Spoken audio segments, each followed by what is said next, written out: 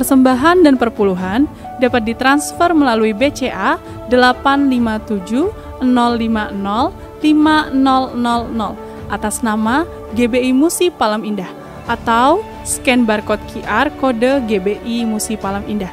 Tuhan Yesus memberkati.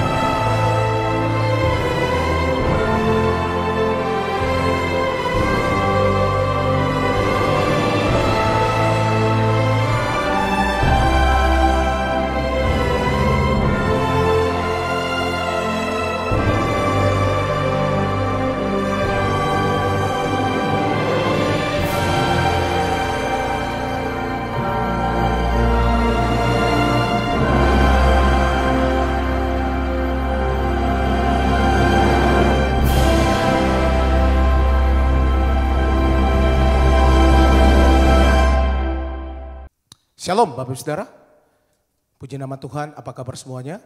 Saya percaya semua dalam keadaan baik, berjumpa kembali dengan kami di Merdoa pada hari ini. Saya percaya saudara siapkan hatinya untuk kita akan menerima kebaikan Tuhan hari ini. Nah Bapak Saudara yang ada di Holy Spirit Room, mari kita siapkan hati kita bersama-sama, kita datang kepada Tuhan. Kita percaya bahwa lewat doa, pujian dan penyembahan, lewat firman, kita akan diubahkan bersama-sama. Amin. Mari kita satukan hati kita akan berdoa terlebih dahulu.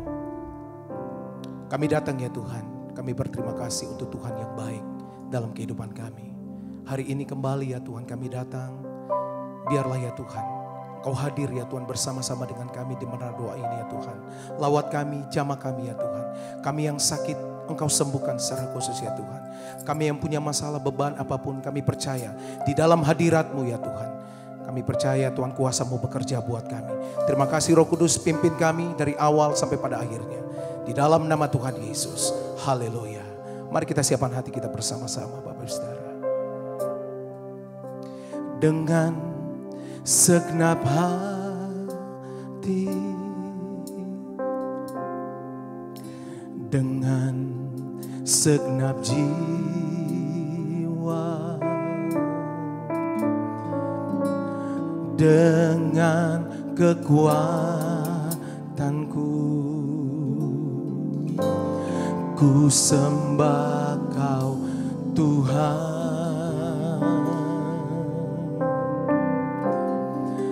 Dalam kekudusan-Mu ku angkat tanganku,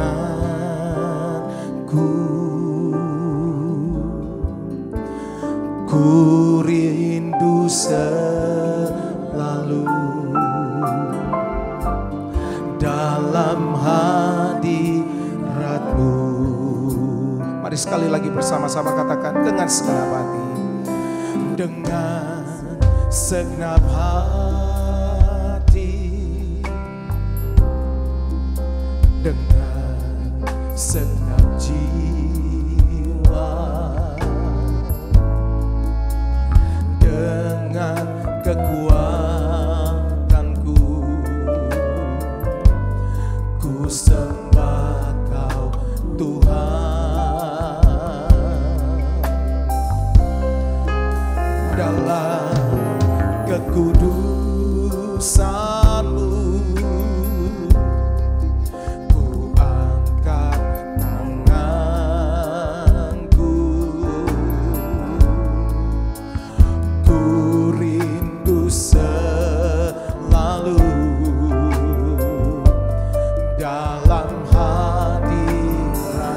sembah Dia, katakan sebab Engkau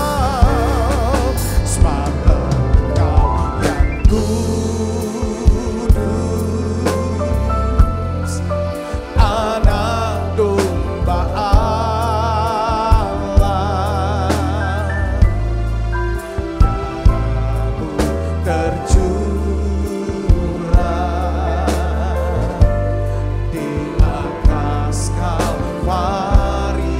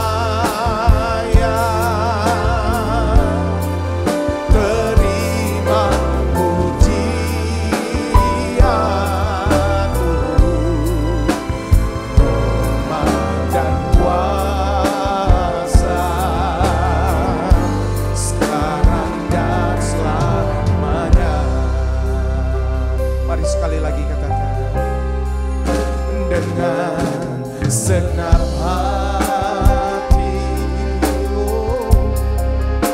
dengan senang jiwa, dengan kekuatanku, ku sembah Tuhan. Dalam kekudusan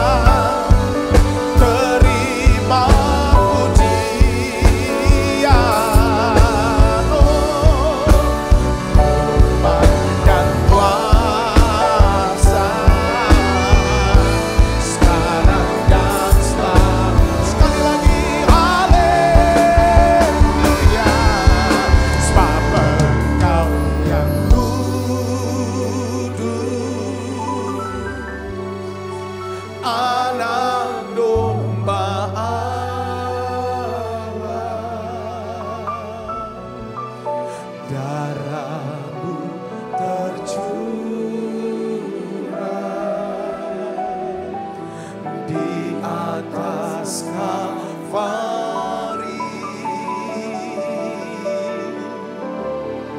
sebab Engkau yang layak terima pujian,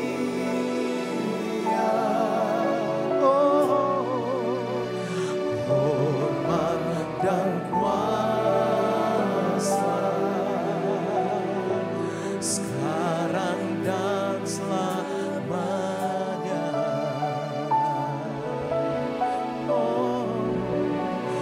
Hormat dan kuasa sekarang dan selamanya. Haleluya. Hormat dan kuasa sekarang dan selamanya.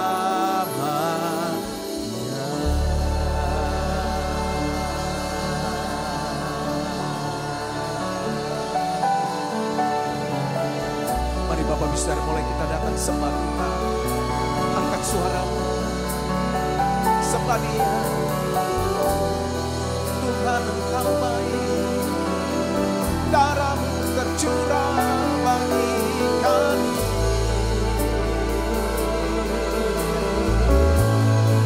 Kami datang dalam hadirat-Mu Bapa. Kami tersungkur di kaki-Mu Tuhan, bahwa kami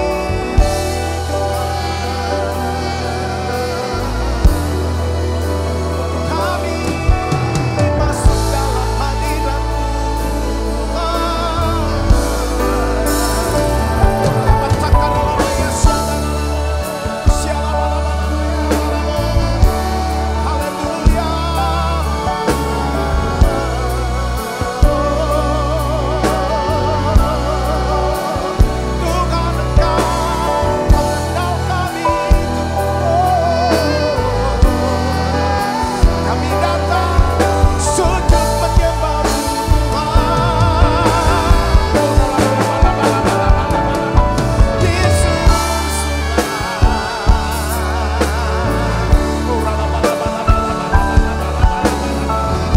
Mari Bapak Saudara, sembah Dia.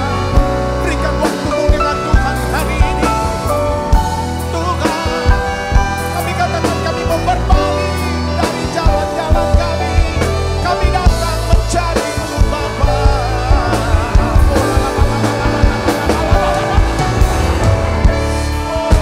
Roh Kudus tuntun kami.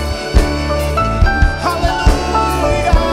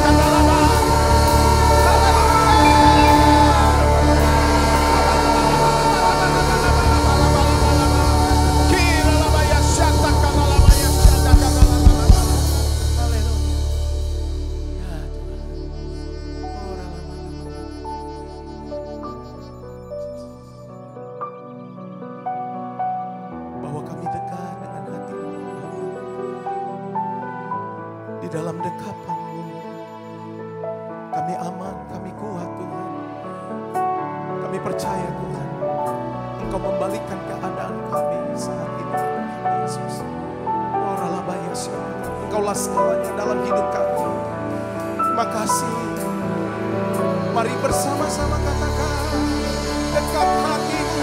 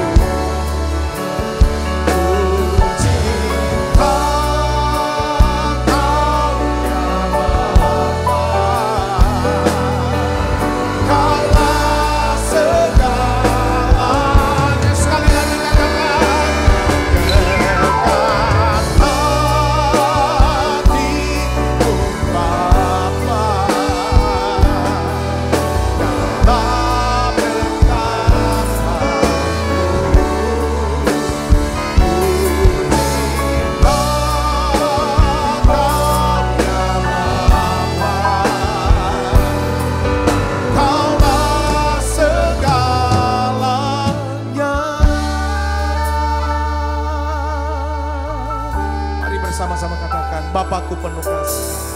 Bapakku penuh kasih, tak pernah melupakanku. Kasihnya pulihkan hatiku. Ku tahu Dia perhatikanku, selalu perhatikanku.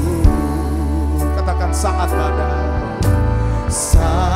badai menerpa, air mata berlinang, tak pernah Kau meninggalkanku. Ku tahu Dia perhatikanku,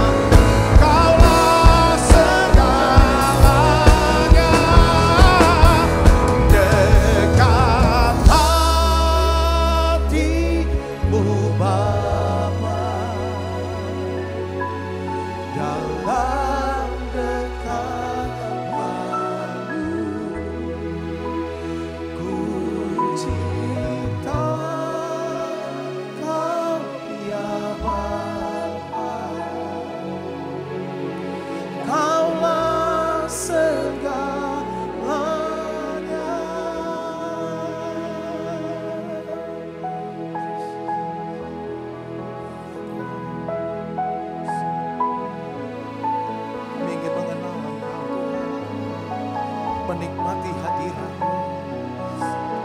Tuhan, terima kasih untuk kasih-Mu dalam hidup kami. Tuntun kami ya Tuhan, bawa kami untuk kami terus dekat dengan Tuhan.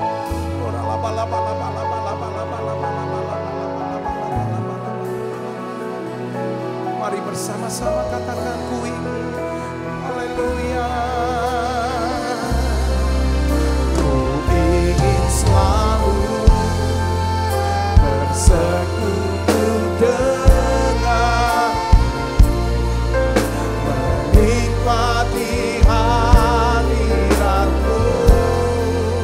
Biarkan Roh-Mu tinggal dalam hidup. Sungguh indah bersama. Ku ingin selalu bersekutu dengan, menikmati hadirat-Mu. Biarkan Roh-Mu tinggal dalam hidupku. Sungguh indah bersama-Mu selamanya. Mari semuanya. Ingin selalu bersekutu denganmu, menikmati hadirat-Mu. Biarkan Roh-Mu tinggal dalam hidupku. Sungguh indah bersama. Haleluya. Ku ingin selalu bersekutu dengan, menikmati hadirat-Mu. Biarkan Roh-Mu tinggal dalam hidupku. Sungguh indah bersama-Mu selamanya.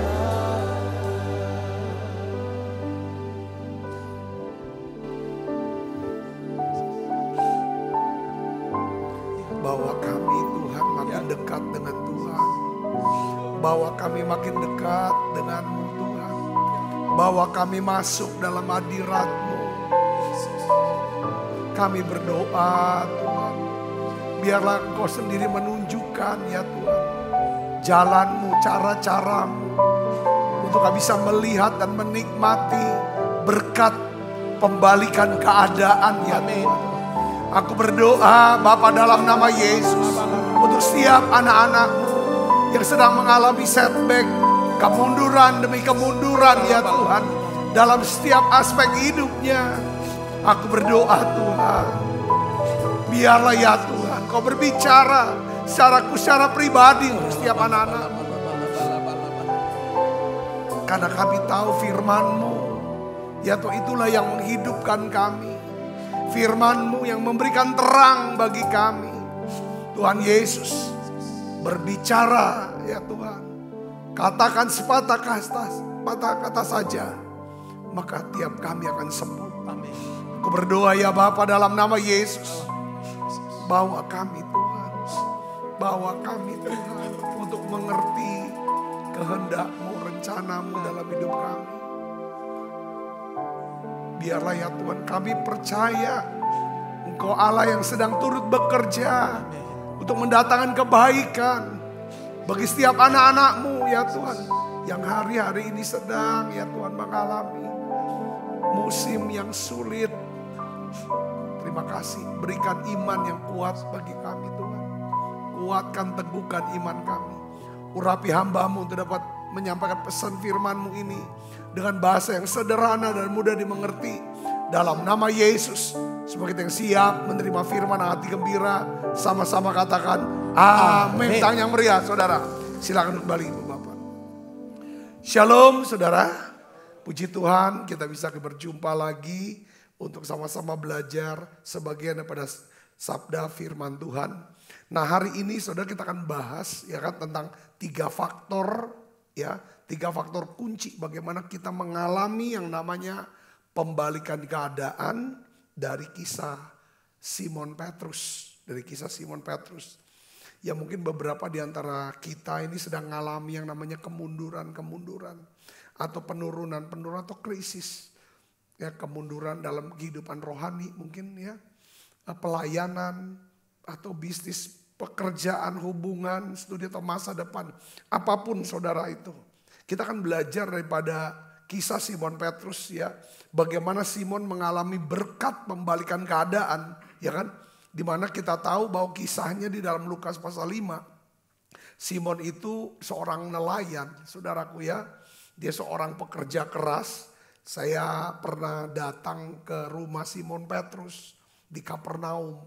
Saudara, rumahnya gede banget, besar rumahnya. Itu kalau ukuran zaman dulu itu tuh tengah kota.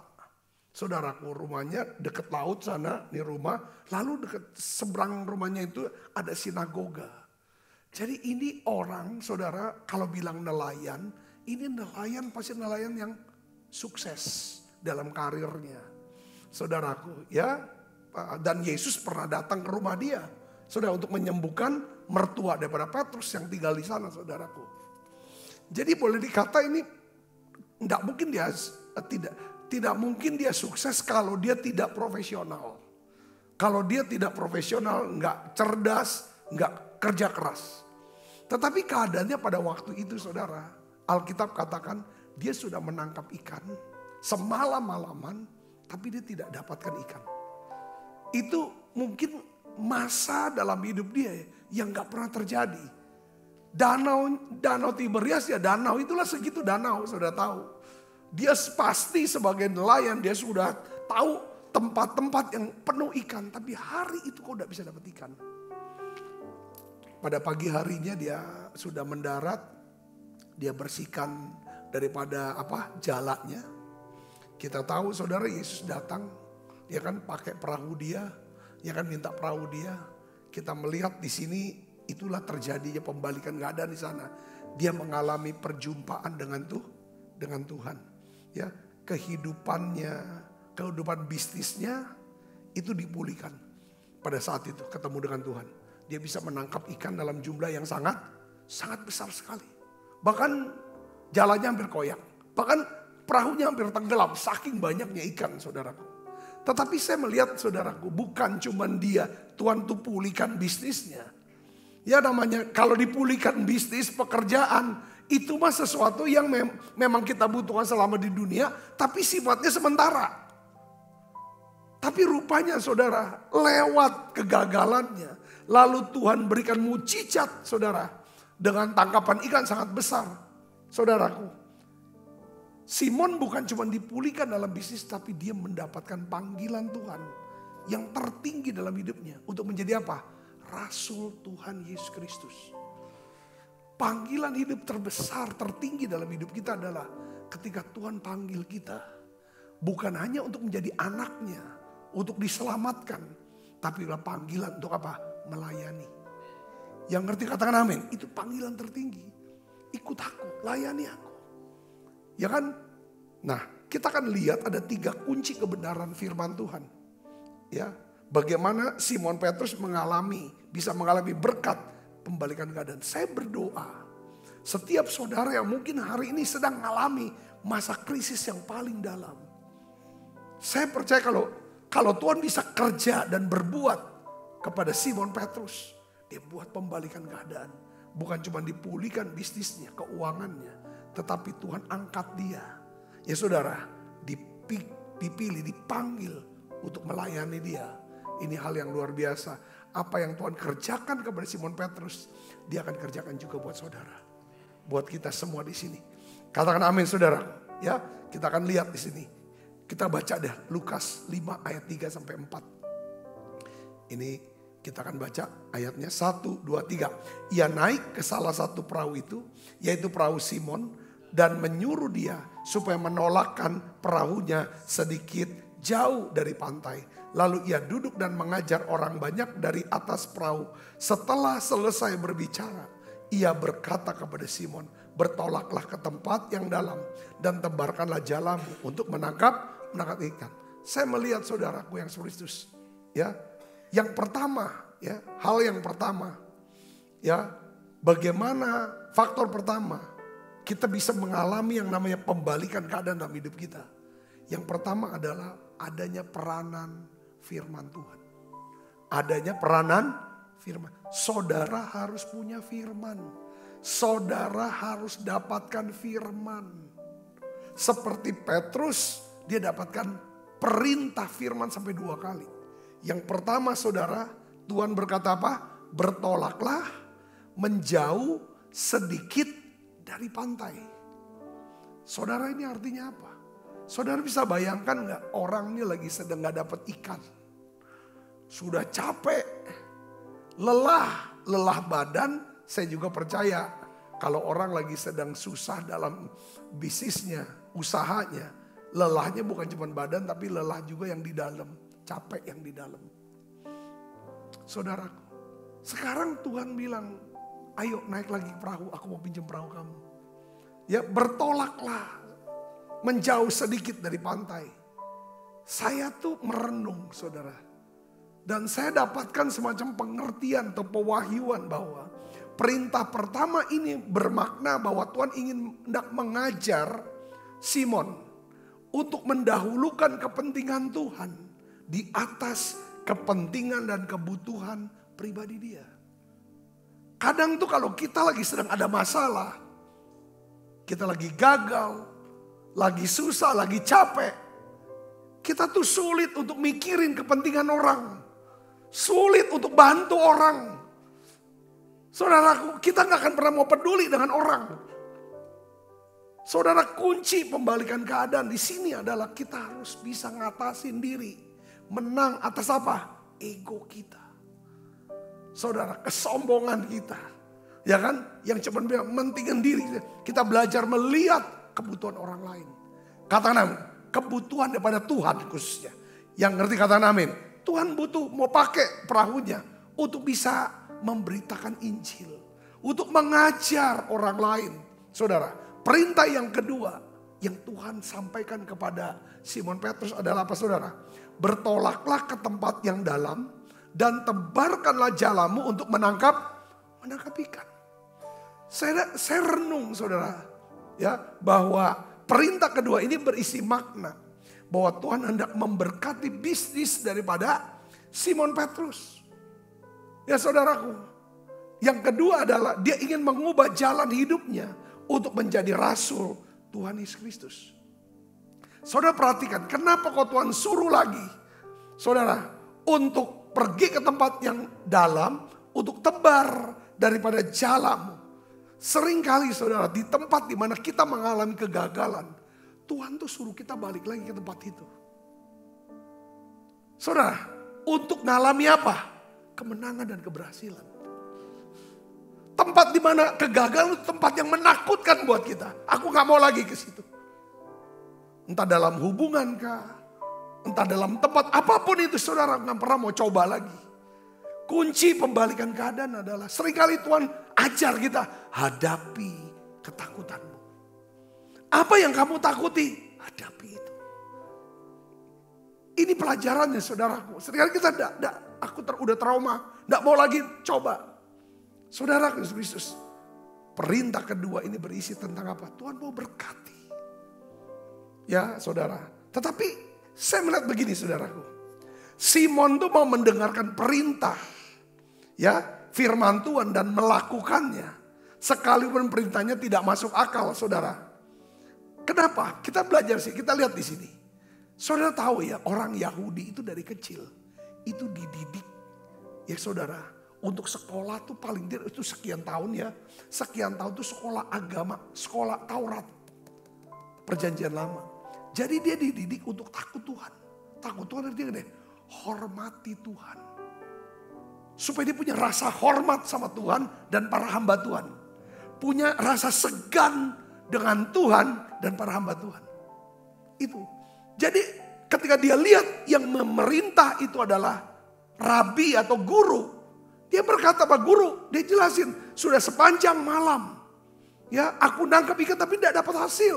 Tetapi karena engkau yang menyuruh, aku lakukan. Jadi memang dari kecil dilatih. Untuk apa saudara? Takut akan Tuhan.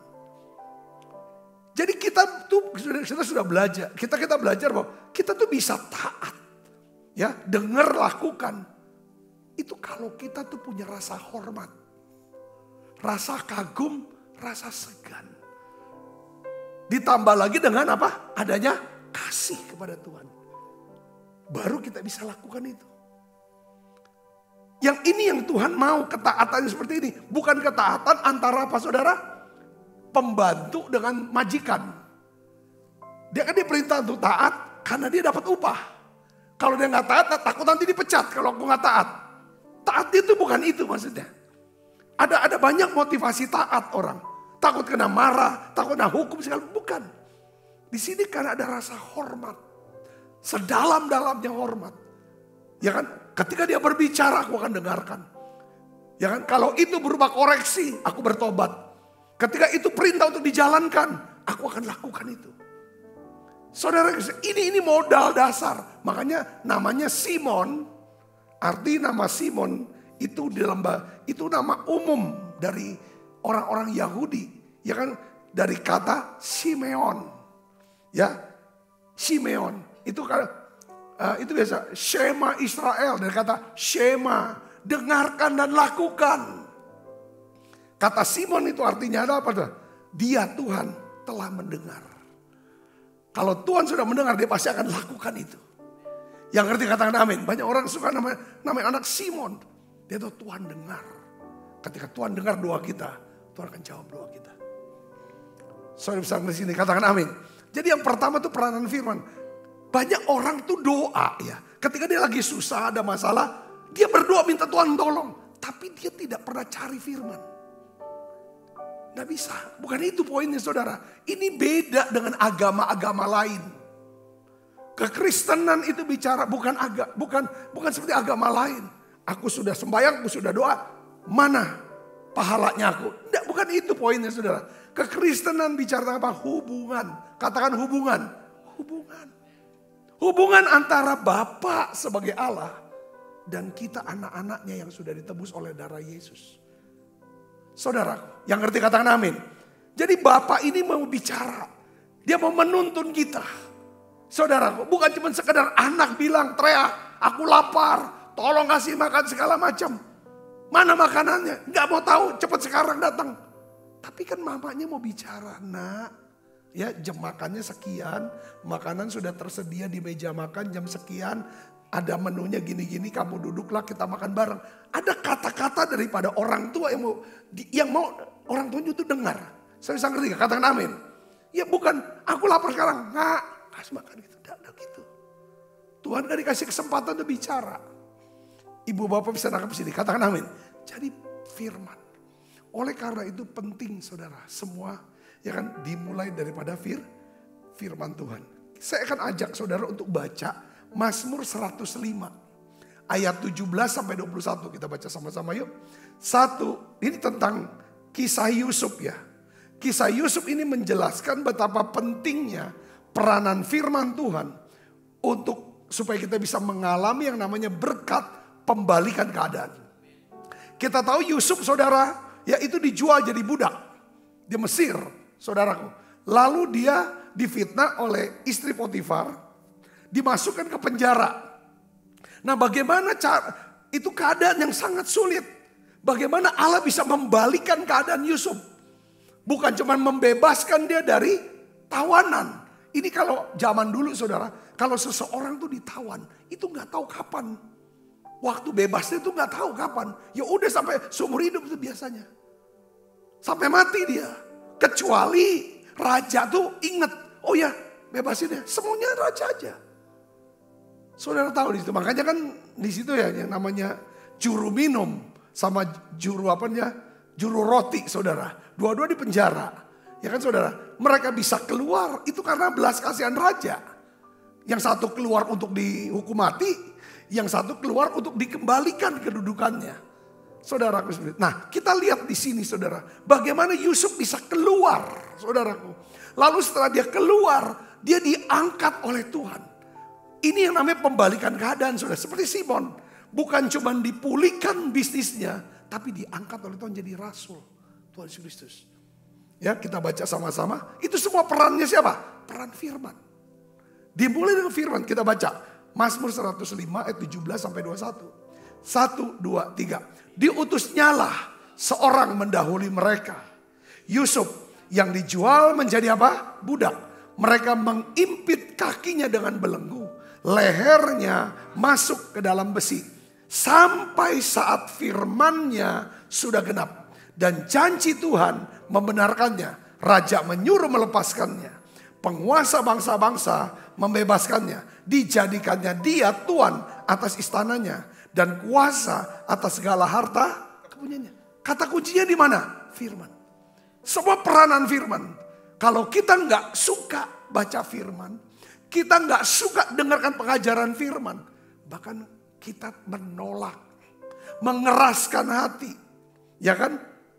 Untuk teguran-teguran daripada firman Tuhan. Kita tolak teguran, saudara. Maka kita akan mengalami kerugian, saudaraku. Yang ngerti katakan amin. Ya, kita mengalami kerugian. Nah, sekarang gini saudara. Coba kita renung lagi tentang ini. Kata-kata Yesus. Banyak orang ngarepin. Jadi mujizat itu bukan sulap. Saya mau kasih tahu. Mujizat yang Tuhan berikan tuh biasa kadang-kadang tuh lewat proses. Katakan amin. Ada mujizat yang kita bilang mujizat. Kalau saya bisa berdiri di sini. Berbicara di Holy Spirit. Ini gedung 4 lantai. Ada 5 lantai ke atas. Dia di atas tanah seluas hampir 3 hektar.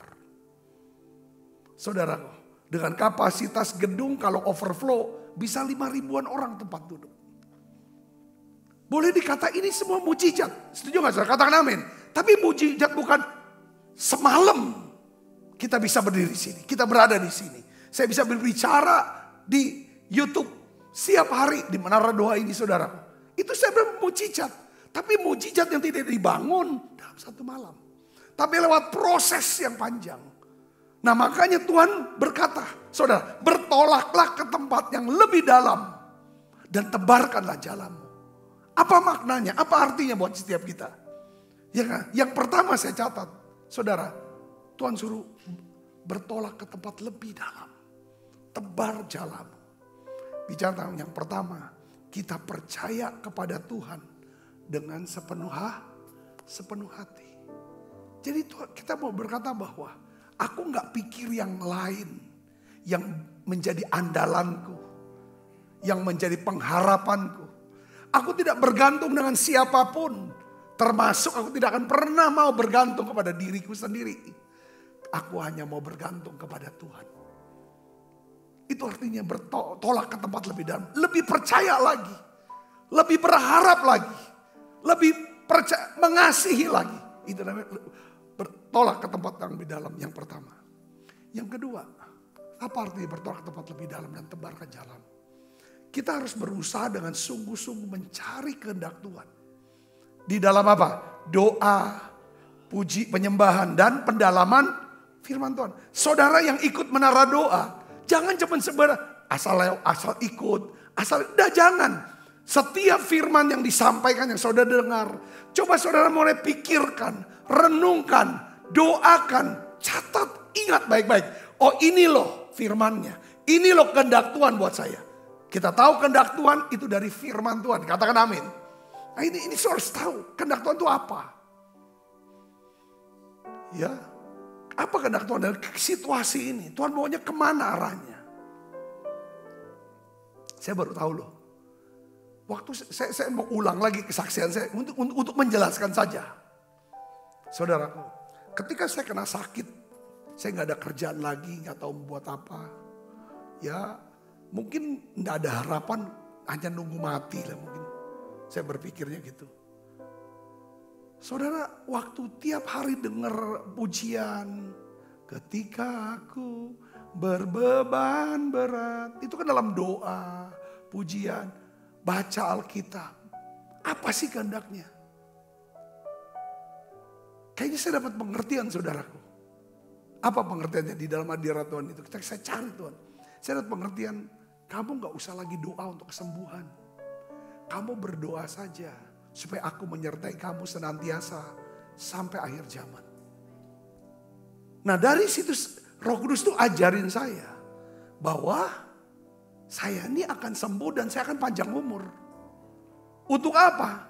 Untuk memberitakan Injil. Untuk mengajar firman. Itu kehendak Tuhan. Saya bisa ngerti, katakan amin. Jadi kita harus tahu gambaran besarnya ini Tuhan mau kemana. Kepada Petrus saudaraku, Tuhan pulihkan dia usahanya, bisnisnya. Lalu Tuhan bilang, aku akan mengubah kamu, ya kan? Menjadi penjala manusia. Ikut aku. Jadi dia dapat gambaran besar. Seperti Yusuf, dia dapat gambaran besar bahwa dia akan jadi penguasa. Itu kehendak Tuhan. Apapun yang terjadi dalam hidup, dia akan jaga hati dia. Supaya jangan sampai terlepas hubungan dia, persekutuan dia dengan Tuhan. Apa yang membuat bisa lepas? Kebencian, kemarahan, kekacauan. Dia akan coba bangun saudara hubungan. Supaya Tuhan oleh anugerahnya terus memulihkan hatinya. Saya bisa ngerti, katakan amin. Ya, itu proses. Ya, kehendak Tuhan itu apa proses? Oh proses. Kita tahu Yusuf saudara, kenapa harus lewatin proses yang begitu panjang? Karena anak ini kan disuruh bapaknya untuk lihat-lihat lah kakak-kakak kamu. Lalu dia lapor bapaknya segala kejahatan saudara-saudaranya. Tiap hari yang dilapor tuh kejahatannya. Nggak ada prestasinya. Lalu dia dapat mimpi, dia ngomong lagi, dia laporkan lagi ke semua. Ini bikin panas, ini kan nggak bijak. Tuhan lewatin proses itu. Dia terlalu disayang oleh bapaknya di atas, tapi saudaranya. Dibawahin dulu. Dia rasa, bagaimana orang rasa di bawah, supaya waktu di atas hatinya mulia. Waktu dia menerima penggenapan daripada kehendak Tuhan itu, saudara, hatinya sudah mulia. Saudara, hatinya bijaksana.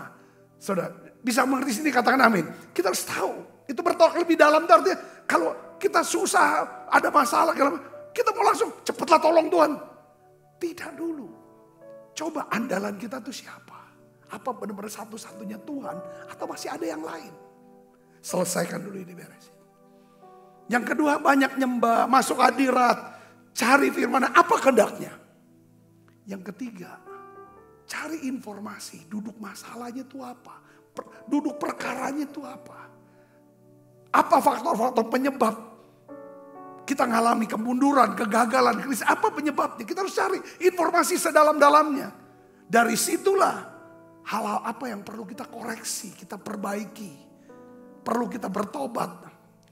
Ibu bapak bisa mengerti saya sini, katakan amin. Yang terakhir saudaraku, setelah kita udah tahu. Yang keempat, Tuhan bertolak ke tempat lebih dalam itu artinya apa saudaraku? Ya, supaya kita bisa mengalami berkat yang namanya pembalikan keadaan. Kita harus melatih diri kita. Supaya kita memiliki apa? Keterampilan. Terus bertumbuh dalam keterampilan. Bertumbuh dalam pengetahuan. Dan bisa menguasai bidang pekerjaan atau pelayanan yang dipercayakan kepada kita. Supaya bisa menghasilkan atau mengerjakan menjadi lebih baik. Yang ngerti katakan amin. Ya, kita kan ditinggal sama banyak orang. Nanti jangan sampai di kita banyak orang. Kenapa kok nggak ngalami kepembalikan keadaan? Coba cek, kamu mau belajar nggak? Kalau orang yang rendah hati, dia terus mau belajar. Ya kan, mau mengasah terus keterampilannya. Menambah terus pengetahuannya. Dia berusaha untuk terus menguasai bidang-bidang yang selama ini dia belum kuasai. Itu namanya pendalaman. Kita harus dalam. Harus detail. Saudara bisa berdiri, katakan amin. Nah ini Tuhan mau. Bertolaklah ke tempat hidup. Tebarkan jalan. Saudara bisa mengerti sini, katakan amin. Ya, yang kedua, apa faktor kedua? Yang pertama firman. Faktor kedua adanya peranan Roh Kudus. Kita harus akui itu. Saudara pertama harus punya firman, dapat firman. Pikiran kita harus diubah. Ya kan, harus selaras dengan firman. Ya, yang kedua adalah peranan Roh Kudus. Nah, sekarang kita lihat di mana peran Roh Kudus dari kisah daripada Simon Petrus ini. Saya melihatnya begini saudaraku, ya. ayat yang ke-6. Kita baca sama-sama. Lukas 5 ayat 6. 1, 2, 3. Dan setelah mereka melakukannya, mereka menangkap sejumlah besar ikan. Sehingga jala mereka mulai koyak. Saya melihat di sini saudaraku bahwa Roh Kudus berperan di saat Simon Petrus mentaati perintah firman Tuhan. Saat dia mulai tebarkan saudaraku.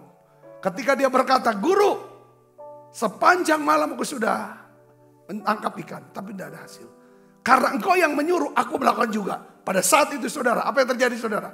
Saya yakin firman itu yang menyebabkan Roh Kudus bekerja. Mengirim ikan-ikan ngumpul di sekitar perahu daripada Simon Petrus. Amin saudara, itu Roh Kudus yang menyebabkan. Ada hal yang bisa kita kerjakan.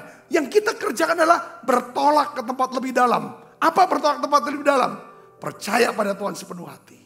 Cari kehendak Tuhan lewat doa, pujian, penyembahan. Dan kita bersekutu dengan orang percaya. Yang ketiga adalah coba kita cari faktor penyebab. Duduk perkara daripada masalah ini. Yang sebenarnya itu gimana? Kalau saudara masalahnya keuangan, mungkin saudara orangnya serakah. Atau salah manajemen. Terlalu gampangan. Nggak pernah mengetahui dari kemana larinya uang itu. Ya kan? Terlalu boros atau dan lain sebagainya. Atau belum terlalu giat kerjanya. Kita harus cari penyebabnya itu apa. Setelah itu ayo tingkatkan keterampilan. Belajar. Berlatih. Terus cari. Rendahkan hati, lembutin hati untuk terus terima masukan, terima koreksi. Supaya untuk perbaikan. Saudara bisa ngerti, katakan amin. Ini penting. Saudaraku, kalau ini bagian kita kerjakan. Saya percaya Roh Kudus akan bekerja. Jauh lebih banyak daripada apa yang saudara doakan, saudara pikirkan, dan saudara sudah kerjakan. Ada bagian yang kita gak perlu kerjakan kok. Saudara, untuk ngumpulin ikan sedanau, ngumpul di perahu kita, itu bukan kerjaan kita. Itu kerjaannya Tuhan, katakan amin. Untuk ngirim saudara, pelanggan datang dan beli barang dagangan kita, makanan kita. Itu udah urusan Tuhan. Bagian kita adalah apa saudara? Kuasai bisnis itu. Saudara, kerja, belajar, kuasai itu. Ya, sambil kita percaya bahwa Tuhan akan berkati usaha saya. Saudara, saya tuh kemarin saya tuh nonton itu YouTube kisah daripada martabak Har di Palembang, saudara. Nah, yang ceritakan tuh cucunya. Saya juga baru tahu sejarahnya.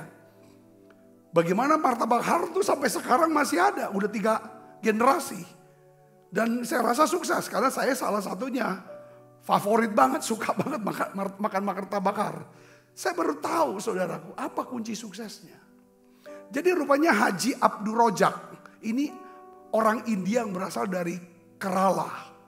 Kota Kerala. Kota Kerala itu adalah kota di mana Rasul Thomas, murid Yesus, itu menginjil dan mati di sana, ada kuburan di sana. Saudaraku. Dia datang saudara dari Kerala, ya kan, ke Singapura. Nah, waktu itu terjadi yang namanya perang kemerdekaan atau gimana. Lihat Indonesia itu kayaknya perlu bala bantuan dan lain. Dia berpikir kalau dia datang ke Indonesia mungkin dia bisa jadi warga negara katanya. Datanglah dia dari Singapura menuju kepada mendaratnya di Bom Baru. Ini cerita cucunya cerita. Nah di Bom Baru dia jadi kuli di sana. Lama dia kuli, kok banyak orang tuh yang namanya empek jual empek-empek. Ya udah empek-empek. Dia bilang orang kuli-kuli itu makan empek-empek, makan pagi, jam 10 udah lapar. Lalu dia berpikir, gimana aku bikin makanan untuk sarapan. Bukan cuma untuk sarapan pagi, sekali makan pagi, bisa makan lagi, nanti selesai kerja jadi kuli. Sore baru pulang di rumah. Dia mulai mikir, karena kan dia dari India. Saudaraku, akhirnya tepung dia buat, campurinlah telur. Lalu kari plus kentang. Nah makanan itu, dia berharap bahwa semua, jadi niatan dia untuk bisnis, niatannya itu mulia, untuk bantu kuli-kuli itu.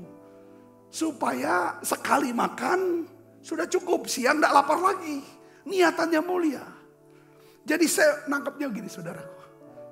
Setiap usaha, setiap bisnis apapun, pekerjaan apapun, semua. Apalagi pelayanan di gereja. Kalau niatan hati kita tuh mulia untuk nolong banyak orang. Saya yakin saudaraku bahwa Tuhan pasti akan memberkati. Tuhan akan bekerja. Yang percaya katakan amin. Tidak usah berpikir bagaimana untuk makan ini. Nipu di sini segala macam. Bisnis itu harus mulia. Awalnya harus mulia. Katakan amin saudara. Tuhan akan berkati. Roh Kudus bisa bekerja pada saat itu. Amin. Jadi peranan Roh Kudus itu besar dalam hidup kita. Ada banyak hal yang kita gak bisa kerjakan. Tapi Roh Kudus itu bisa kerjakan. Katakan amin. Ya saya bisa kasih contoh ya. Roh Kudus itu bekerja saat ada perkataan firman dan adanya tindakan ketaatan akan firman itu. Saya sudah menyaksikan bagaimana cara Tuhan dalam kehidupan saya. Sepanjang saya dapat firman-Nya. Tuhan perintah ini firman Tuhan, ini Tuhan yang suruh kerjakan. Saudara, untuk pekerjaan pelayanan, saya melihat ya saudara, walaupun mungkin tidak masuk akal. Saudara, kalau saya lakukan, kalau kita lakukan, kita taati. Saya melihat Roh Kudus itu bekerja jauh lebih banyak.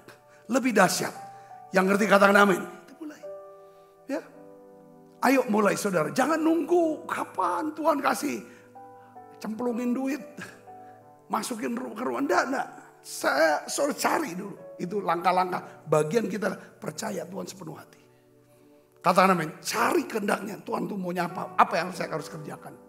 Saudara, ya, saudara cari penyebab masalahnya apa, faktor-faktornya apa yang buat kita mengalami kemunduran, saudara. Lalu kembangkan hidup saudara, diri saudara. Ya, itulah bagian. Yang ketiga, saudara, adanya peran gereja, ya, komunitas orang percaya. Ini pembalikan kadang nggak bisa lepas daripada peranan gereja dan komunitas orang percaya. Kisahnya begini, saudara. Ayatnya saya akan bagikan Lukas 5 ayat 6 dan 7. Ini terapannya. Ya kita baca yuk 1, 2, 3. Dan setelah mereka melakukannya, mereka menangkap sejumlah besar ikan. Sehingga jala mereka mulai koyak. Lalu mereka memberi istirahat kepada teman-temannya di perahu lain. Supaya mereka datang membantunya. Dan mereka itu datang lalu mereka bersama-sama mengisi kedua perahu itu dengan ikan.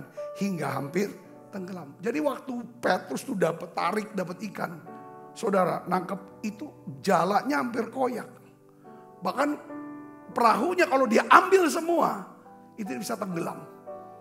Jadi banyak orang tuh serakah ya, kalau aku nggak mau berbagi, nggak bisa. Saudara butuh saudara yang lain. Katakan amin. Kita harus bersama-sama. Jadi waktu Simon kewalahan dengan berkat ini, saudara, dengan ikan ini, dia panggil sahabat yang lain, saudara, untuk datang membantu. Tuhan tuh ingin, saudara, kadang-kadang gini ya, Tuhan tuh memberkati kita, berkepentingan kan dia lihat hati kita ini. Karena pada waktu kita diberkati, orang yang hatinya mulia nggak mungkin diambil sendiri, dia pasti bagi ke orang lain. Contohnya Simon ini. Jadi sini saya nangkepnya bahwa kita butuh yang namanya gereja. Coba kita baca Matius 6 ayat 16 ayat 18. Kita baca sama-sama yuk. 1, 2, 3. Dan aku pun berkata kepadamu, engkau adalah Petrus. Dan di atas batu karang ini, aku akan mendirikan jemaatku. Dan alam maut tidak akan menguasainya. Saudara, ini panggilan. Pilihan yang luar biasa. Engkau adalah Petrus di atas batu karang ini. Aku akan mendirikan jemaat. Siapa yang mula-mula mendirikan jemaat? Lewat khotbahnya di hari Pentakosta. Petrus dipakai Tuhan. Menjadi apa saudara? Seorang yang membangun jemaat. 3.000 orang bertobat. Itulah jemaat awal, benih awal daripada gereja pada waktu itu saudaraku. Kita lihat kenapa kita butuh yang persekutuan orang percaya. Ya gak cukup saudara sendiri. Karena untuk bisa dapat firman, saudara butuh gereja. Katakan amin. Untuk bisa Roh Kudus bekerja full dalam hidup saudara. Saudara gak bisa sendirian. Saudara butuh gereja. Saudara butuh orang percaya. Yang ngerti katakan amin. Gak mungkin. Saudara sendiri di rumah. Waktu sedang terpuruk sendirian isolasi di rumah. bukan bertumbuh. Masa bisa makin terpuruk? Saudara harus keluar. Silakan saudara datang dalam komunitas orang-orang percaya. Saudara dapatkan firman yang segar. Saudara dapatkan urapan Roh Kudus yang menyegarkan. Katakan amin. Kenapa penting gereja? Karena gereja ada tempat di mana kita mendapatkan tudung perlindungan rohani. Kalau ada tudung perlindungan, itu seperti kayak ada. Ini kan kita kan daging itu roh itu penurut, daging itu lemah. Kadang-kadang tapi kalau saudara benar-benar tertanam di gereja, saudara memang aku tahu peranan gereja, peranan orang percaya, ya kan? Itu sangat penting dalam hidup saya. Itu ada aja perlindungannya. Kayaknya bisa aja dibatalkan, digagalkan. Untuk rencana-rencana yang dimana, ini bisa bahaya ini. Gereja adalah tempat di mana kita bisa mendapatkan pengajaran dan disiplin rohani. Saudara, katakan amin. Pengajaran disiplin rohani itu berguna untuk apa saudara? Untuk membersihkan daripada kelakuan-kelakuan buruk dan kotor. Saudara bisa katakan amin. Disiplin rohani dengan pencobaan itu hal yang berbeda. Pencobaan untuk meningkatkan iman kita, untuk memperkuat iman kita. Tapi disiplin itu berupa hajaran. Saudara, waktu kita dihajar itu gak enak. Gak mendatangkan sukacita memang betul. Ya kan? Tetapi hajaran itu penting untuk apa? Membersihkan kita dari dosa. Supaya kita bisa bertobat, tobat setobat-tobatnya. Lalu saudara apa yang terjadi? Kita akan mendapatkan yang kata Alkitab, kita bisa dapatkan damai. Damai sejahtera itu yang penting di situ. Ada 3 hal bagaimana kita bisa menikmati namanya apa? Pembalikan keadaan dalam hidup kita. Pertama, saudara harus punya firman. Saudara dapatkan firman. Saudara perlu dapatkan apa? Roh Kudus. Roh Kudus. Saudara tahu ada peranan Roh Kudus di sana. Tapi ada peranan yang harus kita kerjakan. Saudara bisa dapat firman, Roh Kudus bisa bekerja dengan baik saudara. Karena saudara mendapatkan pengajaran di gereja. Saudara perlu gereja. Saudara butuh orang percaya. Yang mengerti katakan amin. Yuk kita akan bangkit berdiri, kita akan berdoa. Terima kasih ya Tuhan. Ku percaya janji-Mu ajaib. Kita siapkan diri untuk makan perjamuan kudus Ibu Bapak. Terukir dalam kehidupanku. Ku berserah di dalam kekuatan. Hanya Kau segalanya bagiku. Ku percaya janji-Mu ajaib. Terukir dalam kehidupanku. Ku berserah di dalam kekuatan-Mu. Ku percaya.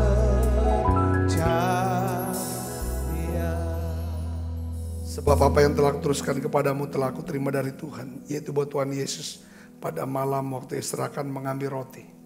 Dan sudah itu mengucap syukur atasnya.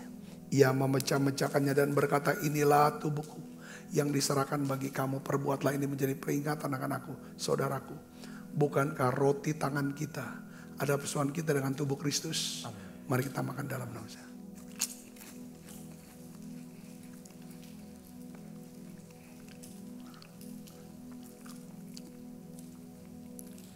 Angkat cawan. Demikian juga yang mengambil cawan. Sesudah makan lalu berkata, cawan ini perjanjian baru yang dimaterkan darahku. Perbuatlah ini setiap kali kamu meminumnya menjadi peringatan anak-anakku, saudaraku. Bukankah cawan perjanjian ini atasnya kita ucapkan syukur atas Tuhan kita dengan darah Kristus. Amin. Mari kita minum dalam nama Yesus. Terima kasih Tuhan. Terima kasih untuk anugerah-Mu. Haleluya.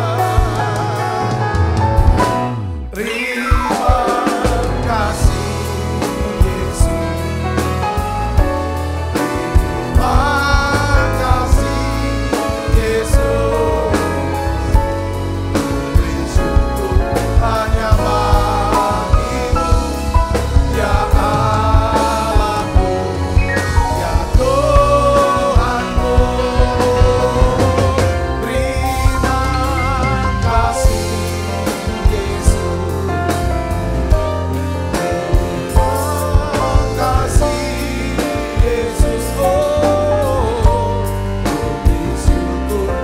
hanya bagimu.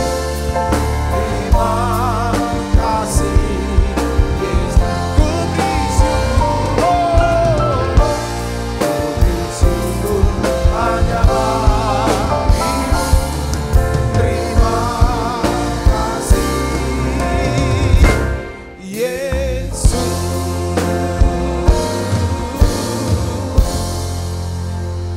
Bapakku berdoa, biarlah ya Tuhan, kuasa Roh Kudus yang membalikan keadaan, kuasa firman-Mu, kuasa daripada gereja-Mu, bekerja di tengah-tengah hidup anak-anak-Mu ini. Aku berdoa anak-anak-Mu yang sedang mengalami kemunduran, setback, ya Tuhan, krisis apapun ya Tuhan, pergumulan mereka. Biarlah hari ini aku bernubuat, bangkit, dan kamu akan jadi terang. Dalam nama Yesus. Tuhan terima kasih, Tuhan terima kasih. Biarlah Tuhan bungkus anak-anak-Mu dengan kuasa darah-Mu. Anak-anak-Mu yang sedang bergumul dengan sakit penyakit hari ini aku berdoa. Tuhan, oleh bilur Yesus mereka semua disembuhkan dengan cara yang ajaib. Terima kasih Tuhan. Kekasih Kristus, terimalah berkat yang berlimpah-limpah daripada Allah Bapa. Di dalam anaknya yang tunggal Tuhan kita Yesus Kristus. Persuan yang manis Roh Kudus menyertai saudara semua mulai saat ini sampai datang menjemput permainan sampai selama-lamanya. Tuhan Yesus berkati. Haleluya. Amin. Amin.